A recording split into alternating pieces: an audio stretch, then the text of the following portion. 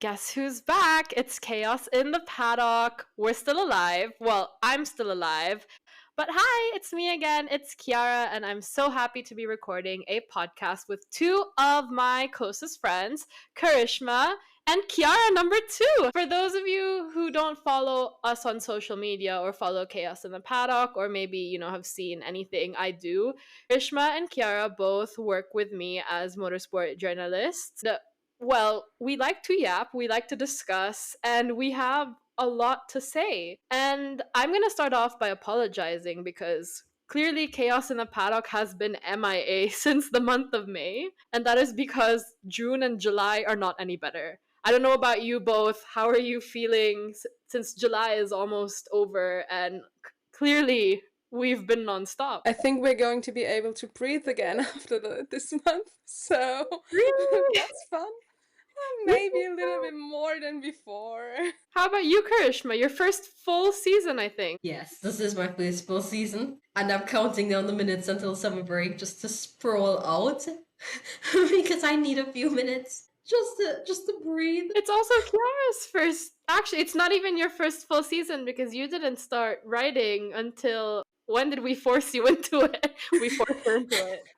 I think it was April. If I'm not wrong, it was April, but don't take 100% off of me. But I think it was. I think it was when we got tattoos, and I was just like, "Don't you just want to write?" No, the tattoos was when I started with social media, and the writing was like 2 or 3 weeks after that. Oh my gosh. So Okay, well, I think in May. I think in May because I remember a lot of it. Well, we'll start interrogating Kiara. So I think now's a good time to tell people, like, as much as I love Chaos in the Paddock, as much as Isha and Anna love Chaos in the Paddock, we've all been so focused on our actual real life jobs. I mean, mine is in motorsport, so it's quite camouflaged, but we just had to take a step back and focus on what we actually need to do and then eventually like slide into this. So Kiara, now that you've always been a motorsport fan, but yes. Now that you're working in motorsport, you've been in the paddock, you were in the paddock with me quite literally last week.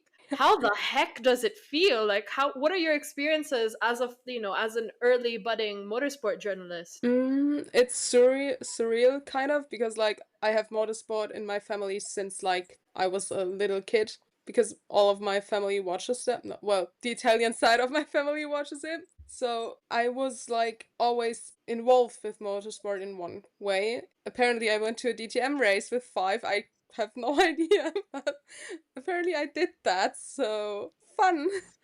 But it's kind of surreal, but I have a lot of fun doing it. Like, I would not do it if I wouldn't have fun doing this, what I'm doing, because obviously I have my bachelor thesis and stuff like that in the real life world.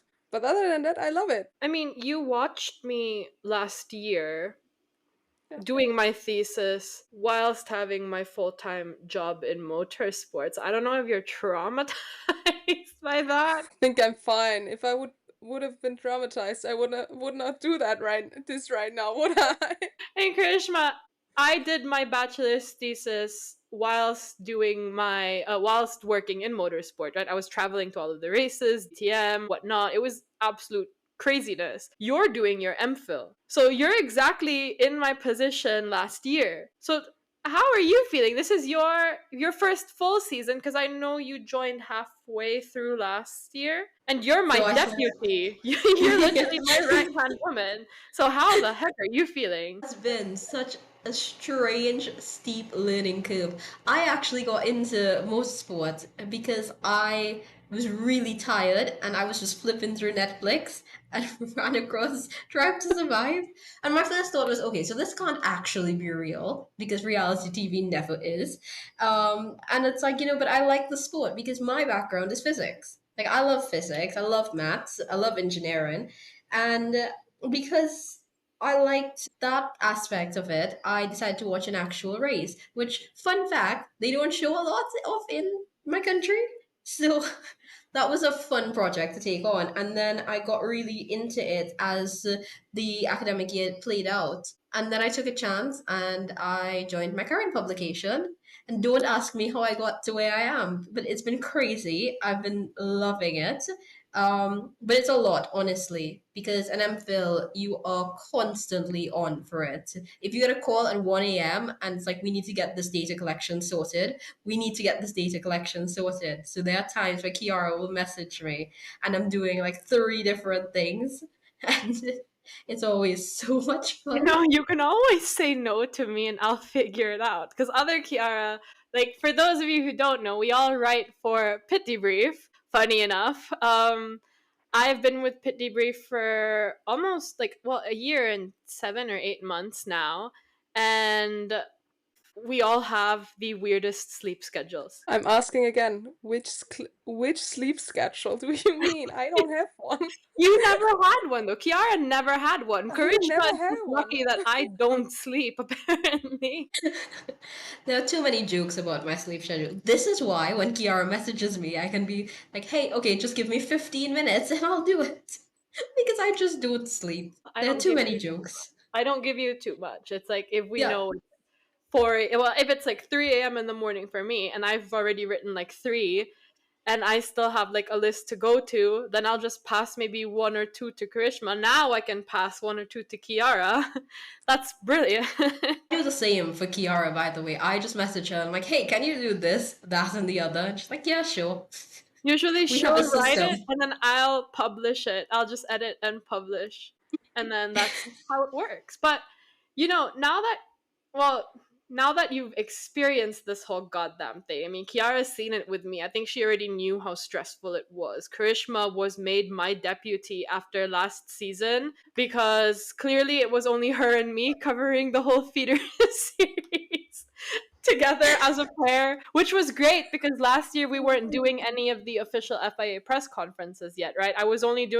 At some point, I was only doing the VMRs, which was nice. It was less stressful, but now that we have press conferences after press conferences, it's still nice, but it's a little bit more tight. Yeah, that's an understatement. I don't know, Karishma, what's been your favorite moment so far? You know exactly what moment I'm thinking about. Honestly, it's the F3 press conferences. So our dynamic is that Kiara M usually takes on most of the F2 things, and I take on the F3 things. And I absolutely love F3 so much because I kid you not, the press conferences are wonderful. I did like 1 or 2, and I'm like, Karishma, take them back. Fun, and I love it. It's just a level of chaos that you can't understand until you spend every weekend with them. Fine with my F2 people. I think the problem, it's not a problem. It's just that I think you can tell the dynamic between like the F3 and the F2, and you know exactly who just grabbed, like in F2 for example, I know that Leonardo Fornaroli just came back from like F3, that he moved up, because the way he answers questions, like the amount of times he has to ask the other 2 drivers in the room with him to repeat that question, and he gives you the shortest answer. Sometimes he does give you long ones. He's getting the hang of it, because I think it's great that he's doing so well, because then he has the more experienced drivers as his examples, right? But if no one's ever checked out the Pit Debrief feeders page, I never write Leonardo Fornaroli. I always hand him off because I prefer writing drivers. It's like a personal preference. I prefer those who give me essays. So Richard Verschoor, Alex Dunn. Who else is a person? Victor Martins. Victor Martins, yeah. Luke Browning actually gives you brilliant stuff to work with. However, we also have some cases where they're just laughing all the time and you can't really work with what they've been given you. So you have to learn to angle quite well. I mean, Kiara, for example, she doesn't really focus on the feeder series just yet. She is now. She's learning. So, Kiara, what did you do today, actually? I watched some press conferences, as I told you yesterday, and I watched the whole of this season's Chasing the Dream. to get a little bit. Which press conferences did you watch, actually? We're so curious. I watched the Monaco ones, the one that was there, and the Austria ones, because I watched the races from Austria, so I did those 2. Did you see Karishma? I have no idea. I focused on the drivers. I focused on listening more than watching. You also have to Loyalty. focus on us in the way we ask questions. Yeah, I was listening to you guys. I did not recognize anyone because I was listening to the questions so closely. I'm so sorry. You need to do that because then you'll know how to do your makeup so that it looks good. Oh my god, we gave her Karishma, we gave her one pass. I mean, halfway there, 50%. Maybe it's correct that we're gonna give her like an F3. Yeah. Oh my god. Jesus. Okay, anyways, have you found any drivers that are particularly interesting for you? Like dynamic wise, skill wise. I mean, I think you watched the Austrian GP, but like F2 and F3, which was carnage. Was there anyone that you took like a preference to driving? Not yet. I mean, who did you meet in Berlin? Because we were in Berlin last week, as I already said in the beginning, and there was the rookie test. So I we had don't a think lot of I actually crossover. spoke to the rookies. You looked at them. I looked at them, yes, but I did not spoke to the rookies. I think at least not to the ones that are F2 or F3. I think. No, I did not. You were mostly either standing. Were you there when I was like talking to Minnie or to who else did I speak to? Jack Crawford, Alex Dunn. No, I was not there. I was in the media center because it rained. Fair. Very, very, very fair. Actually, the best realization of he's not an F2 or F3 rookie. He's an actual rookie in Formula E. Chiara, Zayn Maloney, talk us through that. Oh God. Well, I did not actually speak to him. Because I think I would have. No, I don't know if I would have kept a straight face. To be honest. Karishma's dead. Okay. Do you really want me to walk you through that? Yeah. Okay, fine. So I was going to the supermarket because the food in the media center was not it. So I went to the supermarket, and just as I wanted to get off the area where the Berlin April is, Zayn Maloney and some of the Lola guys walked in.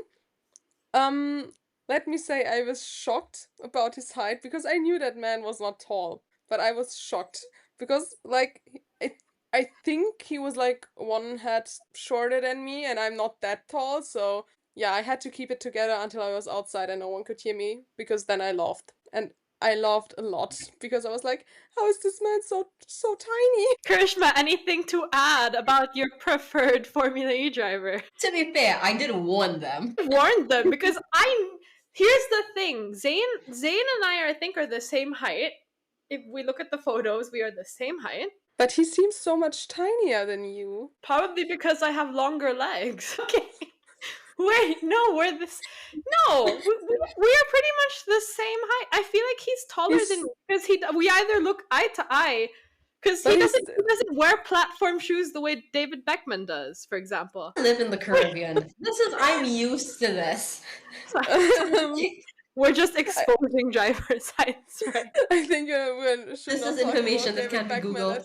At this point, because this is even worse, I think. So, for those of you guys who want to follow us on social media, Chiara.sgh is Chiara number 2.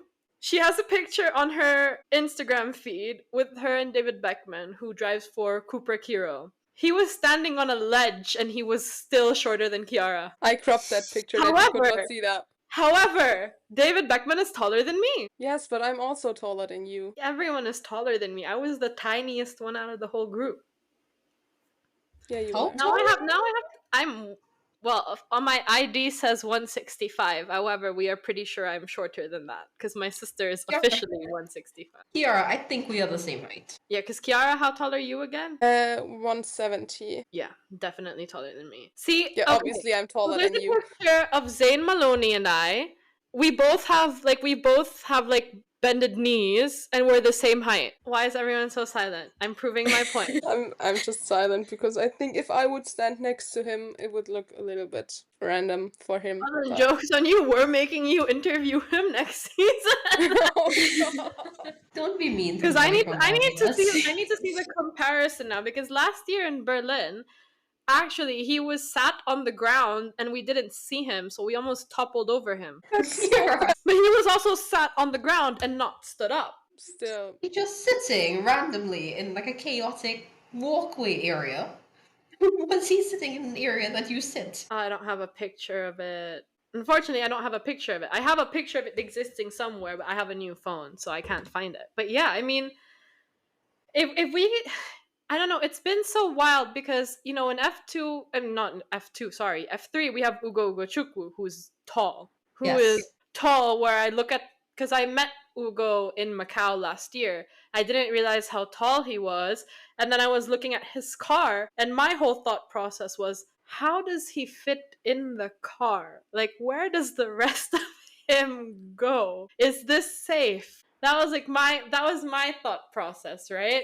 And then I see Jack Crawford, who's like 2 heads taller than me, and I'm like, "Hi, Jack. What's up?" He's like, It's nice to see you again." How's the weather down there? Exactly. We should do the trend where we put like the phone at the height of someone and then film down like how they see you while you interview them. I might actually do that, but I need I my would I father would for love to this. see that. I need my dad for this. He'll film it with me this week. Then I'll make him. He Perfect. has no choice. I mean, Kiara, we put you in ASAP, like your first official task. I mean, you've already interviewed drivers online before. However, this was your first time being on site. So Yes. now I want to know from you how you felt, standing in the paddock, holding your paddock pass, being there with all the people. You were there last year as a fan, and now you were there as an FIA accredited journalist, which is no easy feat. So how was that? Exciting, very exciting. At one point, I think I was short of I could have possibly have like a small panic attack during the media pan on the first day, but that was fine after. The second day, I was a pro at the media pan. It was good. I had no problems anymore. But I think the fact that we went on the Thursday already made it even a little bit easier because the paddock was not that crowded yet. So I could figure out where I have to go, where everything is and stuff like that. So that was good. And to be honest, the people we were there with were actually gems, so I did not have a problem. Everyone was so helpful, so that was very nice. What scared you about the media pen the most? Because the Formula E media pen and the F1 media pen, even IndyCar, work so differently. I think because I did not know what to expect because it was my first media pen, obviously. And then I was in there, and then there were a lot of people, and I don't like when a lot of people are in one room crammed together, and I did not know what to do. So that was like everything all at once. I think it was a lot to take in the first time. But after the second time, it was better. The third time, it was so easy. I did not have any problems anymore, so I'm fine. Was there anyone that particularly stood out to you, like speaking to them? Like who do you think gave you the nicest answers to work with? Well, during the media pan or in general? In general. In general, it must have been David Beckman because that man yapped with me. For how long? Actually, 9 minutes, right? Yeah, it was a little bit over 9 minutes, so that was actually a lot. He gave me a lot of content, so that was nice. And even the Maserati boys, so Jake Hughes and Stoffel, they gave a lot content. They did not say a lot, but like the stuff they said was actually useful. So yeah, those three, I would say. I was just going to say I'm still kind of traumatized by my 51 minutes with Oliver Rowland. I have not been able to properly go through that transcript yet. I've listened to it. 2 of those. I scares have me. 2 50-minute sessions with him. Well, I have that's no a content to long get us through time. the next months. Yeah, well, we need to like sit and scan it. I mean, a part of what Karishma and I do, because Karishma and I are feeder series editors. However, I also take on a little bit of the Formula E editorial site because our editor also started a new job and she needs time to settle in. So we like to help where we can, whether it's in Formula One, F2, F3, Formula E, heck, even IndyCar sometimes. However, that is a different story to tell. But what we do is when you have a lot of content to work with or you have exclusive interviews with someone, depending on the questions you asked, you can split the content up. So what would happen is if you ask a question, if you ask, let's say, Jack Crawford, who was there, who I spoke to, you ask him, welcome back to Berlin, how does it feel to be back? You topped the session last year, and then you have that conversation, and that's one article. And then if you want to be smart and save content, you ask him more about his Formula 2 side, or, how important is marketing for drivers or being adaptable. And that's how you kind of work out, the smarter questions. Because I know Karishma has an ick when it comes to certain questions in press conferences already. Karishma, do you want to enlighten us on your little ick that you've developed? I absolutely hate, what are 3 words or 5 words that you'd use to describe? Because that is just, why are you doing that? Why are you wasting their time and mine? What are we meant to do with 3 words? Genuinely. I mean, I hate the... They just copy each other's words. In F3, yeah. No, across the board they do it. They did it for F2 as well, and I'm still mad about it. It's been half a year. I've never had someone ask that question, but like my most hated question is like, how confident are you going into tomorrow's session? I cannot stand that question. Like, for some reason, I'm like, you couldn't ask a better, more specific one for said driver. Like, if you're asking, let's say, I don't know, let's say Ollie Goethe is on pole position. I will die on that hill, and I will never ask him the question saying, how confident are you going into tomorrow's race? I mean, he'll give you a long answer. However, that's so generic. Like, give them something to think about. No, I mean, at least the F2 guys. If you try that in F3, depending on who you get, like asking them to go into like anything too technical or too like specific, it does not go well. Like, they get really distracted with it, and the journalists get distracted too. So it turns into proper chaos. What? I get the driver's side, but the journalist? There's a lot of rambling, and you could tell that they're not prepared for those questions, like those kind of questions, or that, especially those who have just stepped into F3. Because remember, the F3 season is a lot shorter. The races are shorter. A lot of the preparation. Yeah, Monza's the last race for F3. Yeah. So they tend to come in with less experience, especially with the media, than the F2 guys. The F2 guys, by the time they get to F2, they've already lived through F3 and like being broadcast across the world. Some of them have done like sports cars and so on as well. So they're used to the media. F3, not necessarily as much. F3 usually has somebody kind of just sitting over their shoulder, because sometimes you have a 16-year-old. So, they ramble a lot. Kiara has seen me cut through audio because of this. But yeah, they end up doing it, and then the journalists have to try to figure out what point they were making, and it's chaos, actually.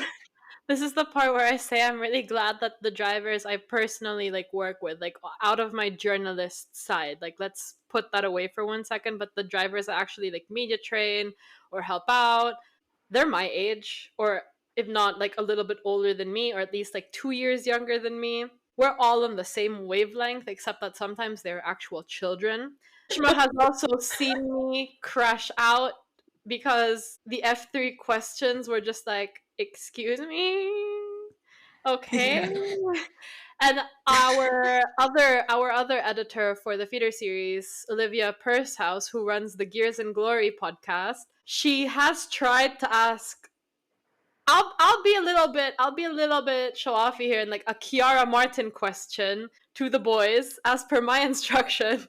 Because I remember it was my instruction. I gave her that. It did not work out. And she was like, they laughed at me because they didn't know what to say. Yeah, this is, I tried at the beginning. I tried so hard in Australia. I learned my lesson really quickly. And then you have a Richard Bashore who's like, oh, thank you for the great question. I like that you're asking more technical questions. I felt so proud after that. I mean, it's Richard, you asked that question, but like I felt so proud for giving you that question because you had to jump in. Which one was that? My brain keeps telling me Spain, but it feels like it was not Spain. It was possibly Austria. I think it was Austria. Yeah, it's... Oh, the thing about F3. So, I think it was Quali. It was the Quali one. yeah, I think so. Yeah. And he had a great time. They all had a great time. Victor Yeah, Martins as that's well. your homework. You have to watch that press conference, the qualifying F2 Austria again, and see what question that was. Okay. I'll My do that. absolute favorite thing in F3 is to ask them about track limits after everybody has been noted for multiple infractions, and then just have the drivers stare at me like, "What track limits? Track limits with your problems?" Like, bro, you had a black and white flag. What race did you watch? Or Lacorte, who was like, Krishma, you need to explain this story again. How did we get to the point where we had an F3 driver get a race ban? Oh my word. I'll be honest, I don't think anybody knows how that happened. He started off, by the way, clean sheet. Not a single penalty point on his record. And then Monaco happened. And somehow he just crashed into everybody. It wasn't like, a massive car pileup. It was very much, I think in Monaco, one of the incidents was that it was kind of deliberate. So it was retaliation. And of course, when you do that, he got 4 penalty points for that. He had already had penalty points for causing a collision. And then he got into Spain, and I cannot actually remember what he did. But I think there was another collision involved. And the next thing I know, he had a race ban and for Austria. And then he had additional points. So I think he had 18 points over those 2 weekends, which means he's on 6 points. And he has 6 more before he's in more trouble. And I don't know how this happened. That's great. But, F2 and F3 and Formula E weren't the only things we were taking care of. The reason why we actually I full on disappeared from chaos in the paddock is because I was knackered, because the 3 of us over here took on the 72 hours of June. For those of you who do not watch anything other than the formulas or IndyCar, the 72 hours of June is the triple crown of 24-hour races in the sports car and hypercar prototype world. That meant 24 hours of Le Mans, of the Nürburgring, and of Spa. And for the first time ever, without any prior training, I dragged Karishma and Kiara's ass into this mess. And now we're tangled in it. And Do you hate me? Oh no, you love it and hate me for making you guys stay awake for 24 hours. No, I watched sports cars before, obviously. You went to DTM with me, Kiara. We watched sports cars. Sometimes I watch the 24-hour races, but like not the whole of it. Only like 5 last hours or something like this. But well, now I watched all of them, so I'm now I would say a professional in that field, because let me tell you, I cannot hear the word full course yellow ever again, I think. You unfortunately got all the shifts where all they had were full course yellows. Just one after the other. Spa or Le Mans, Nürburgring? All of them. All of them, but I think the worst one with full course yellows was actually Spa. Let me tell you, it was a lot of full course yellows. I think Le Mans was the tamest out of all. Yes. Except for that poor rabbit. Yes. I remember that rabbit. Got the rabbit. I do remember vividly getting lost, though. I remember you getting lost, yes. I also remember you getting lost. Yeah. Le Mans, I was actually on site. And I never miss Le Mans. It's one of my favorite races to go to every year, and I will move heaven and earth just to get myself to that track. Funny enough, it was also the first Le Mans where I was like on duty, a little bit PR and social media wise, which was great. But my drivers, like I said, are freaking children. So at some point on Friday, my driver spilled coffee on his race suit. I had to wash said race suit. Take note, I'm the media girl. I'm what's known as the media girl in the background. So I had to wash the race suit, get the coffee off. Kiara had to tell me how to remove said coffee stain out of a white racing suit. And I had to watch it dry. Reminds me, I need to send you blue soap. Thank you. I know exactly what you mean by blue soap. Thank you. But like I put the racing suit on a chair and I sat in front of said chair and watched the suit dry because people are notorious for stealing race suits. Happened to us at DTM Nürburgring last year where Frank Pereira's suit got stolen. And if you're talking about a good racing suit, we're talking about 5K and up. So there you have it, folks. Like, you'll have great memorabilia, but your driver is gonna be 5K or more poorer. I just wanted on record that I lived this experience with Kiara because I got the You saw minute me. by minutes. You saw me send you a photo. You saw me with the race suit. Yeah. On the She just sent it. She didn't. Oh, wow. She didn't send the contact. She just sent a race suit, and that's like, Kiara, why are you sending me a picture of a race suit? What am I meant to do with this? It's like, oh, by the way, there's coffee on it. It's like, was this deliberate? Was this accidental? What is the context of the statement? Then, because I was so focused on making sure the race suit was not stolen, I didn't take care of myself. And this is the hottest Le Mans on record. Like, last year, I was in winter clothing. I was in my jeans. I was in like my Gillette and a hoodie and whatever. This year, I was in a skirt and a shirt. Like, it was hot. I was so dead, up to the point that one of my other drivers had to take me to the medical tent because I probably needed liquid IV and I was dehydrated and I was ready to throw up. I was throwing up. Was I throwing up? She was in a bad way. She was in a bad way. It was bad. It was very bad. You were throwing up. It was not pretty. Yeah. Obviously, who did the reporting on Saturday and Sunday? Us three. Hi. Hello.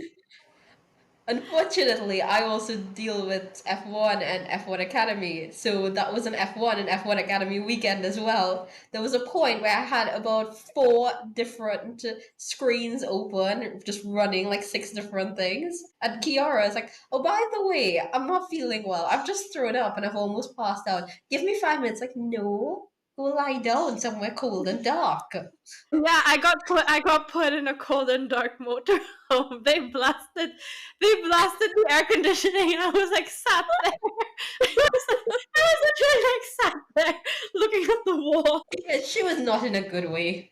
I was quitting life's choices at that point. I'm like, this is very cool.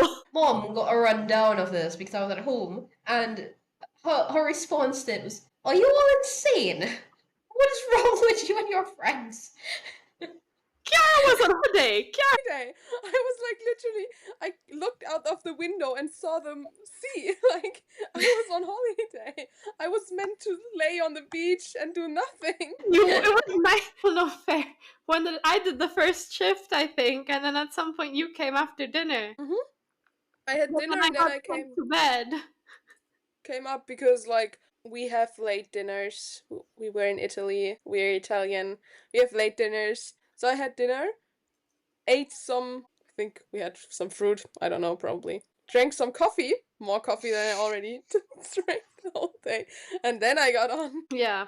Coffee was my best, coffee still is my best friend, but that week I stole the Red Bull from Red Bull. Yeah, I remember that picture. Yeah. I was like, bye, I'm going to go get some refreshments. Refreshments were like 4 Red Bull cans that were like, I drank them in a span of 4 hours. Kiara had Just so you guys teacher remember, charisma that come was out, all and it was just scary. Lemon. That was just Le Mans. That was Yeah. all just lemon. For your information, guys. No, but like, shout out to those people who were like in the live chat with us and Yes. keeping us Yeah. Big going. shout out. Because Very big shout I out. think the toughest one to report on was Nürburgring because you didn't really know what was happening because it was so dark. Yeah, Spa was not better. Spa was dark. Why was Le Mans easier to watch? Oh, because Le Mans, I got it explained actually in the live chat, so I know that now. Le Mans is lit up because more races happen there on the whole track. Nürburgring, obviously, with the Nordschleife where no light is there's at a all. forest. And then there's like Spa that has like light at Eau Rouge and at the start, but the other parts of this track, there's a forest, like legitimate. It's in the forest. I walked through that. Wait, who forest. explained this to you in the live chat? Oh god, I don't know who. Was it a I fan or was it a driver? think it was a driver. So one of mine. They Yeah, were very probably. involved. It Yeah. was a They were having driver. a I think it was blast. a driver. Would make sense if it was a driver. Keeping us sane. And teaching. No, I heard they interviewed you at some point, I think. Was that Spa? So, okay. No, So, for yeah, information, Spa took place while Austria was happening. I was in Austria, and Chiara actually took on Spa by herself. It was fun. yeah, and that was a pretty chaotic weekend on the F1, F2, F3 side. So I was absolutely useless because every time I'd be like, oh yeah, I'll come on and help you, something would promptly happen in the F2, F3 wheel. So, Same. But then so again, I was on dual duty, so every time I wanted to hop on, I think there was someone from my team that told the chat, we need Chiara. yes. Yes, that happened a lot. That actually happened a lot. And I at some point I thought I was like not reporting but like being the contact woman between you and your team. It was kind of funny actually. Every time I was like, okay, let her send a picture of the live chat so she knows what's going on, and I was in the live chat. She knows. She will come to you shortly. I actually answered them because I was like, I won't leave them hanging. They don't left me hanging the whole night. I can't leave them hanging now. I think they the were best lovely. part was I know that someone asked me to do the winning graphic, and I was like, no, no. I remember this You said vividly. it. We're not Because it going to do the was- winning graphic right now because we still have an Yes. hour before the race ends. I Yes. know we're leading. I actually typed out your response in the chat. I was like, she won't do it now. Give her at least like the 10-minute mark. Yeah, I did it at the 10-minute mark because I was like, I feel like if I do this an hour beforehand, I'll jinx it. Yeah, well, there was the And pit I stop. thought there was. I'm just going to say there was the pit stop. And Oh, let There me was tell a you, pit stop. everyone in that chat. were you watching? was- Grishma, were you watching the end of this race? I watched all of it. Every Spa. single You saw the Spa. pit stop. Oh, Yes. I had it on, so I had a Spa on my tablet, and I was doing all my formula stuff on like my laptop and my phone, and let me tell you, that was a weekend of multitasking, and I felt so bad not being able to help Kiara. But at the same time, it's like if I try to jump in right now, I kid you Well- not, something's going to explode. I'm going to be honest with you. You helped me 1.5 hours. Those 1.5 hours was used for sleeping. I napped. It was 1.5 hours. Other than that, No. I was full of adrenaline because I could. It was so. well, that's because one of your favorite drivers was also racing. We're not gonna name names right now, but honestly, I came on for 5 minutes to explain BOP. And I That was was nice. it. I think I went on the toilet in those 5 minutes.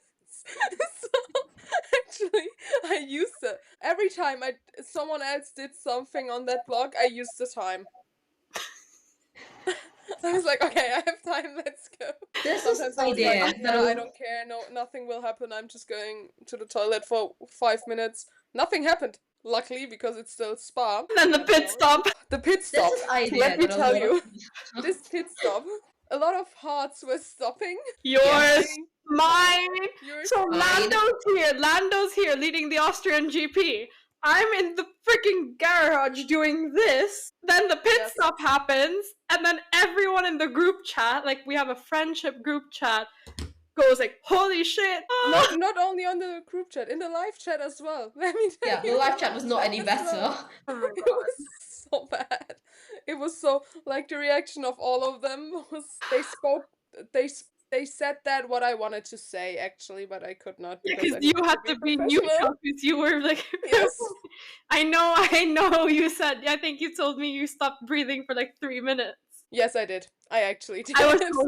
I was holding my breath, and then I was called out so that I can watch like the final 15 minutes. But like, Mirko, I did not want to be you in that car.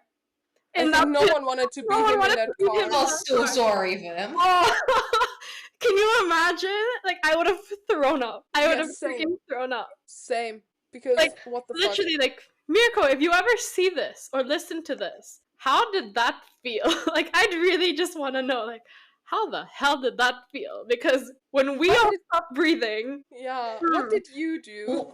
What I want to know is how he felt like after the adrenaline wore off and he was just lying in bed staring up at the ceiling and just processing everything. I would love to know what went through his head then. Because adrenaline is a fun thing. It's the adrenaline crash. it was like You me end in the up mall when everything crashed, and I was just, how long did I sleep? I think I went to bed at 9 p.m. and woke up at like 3 p.m. you in a bad way. I was like in medical. That You makes scared sense. me. Because I'm usually always okay. So when I'm like, oh, by the way, I'm being carried into the tent. Always okay. Last year you accidentally drank something with orange. What do you want with always okay? In the mall last year? Oh, I remember. Yes. You texted me, I accidentally drank something with orange. I was like, how the fuck do you drink something accidentally with orange when you're allergic to them? I'm deathly allergic to oranges. I know, like, I'm so tough, but like an orange can kill me. And the only thing that pops into my head with this thought is the annoying orange. But that was a whole different time though. That was a whole entire different time.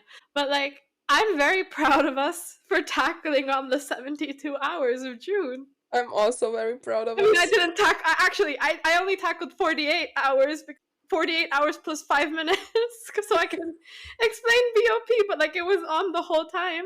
I slept pretty late, no, because I was also Yeah, you were watching a lot. No, I'm very proud of us as well because I'm going to, as I said, I maybe watched the last 5 hours the last years of those races. I did not know anything about them. Like I did not understand the rules or the teams or something.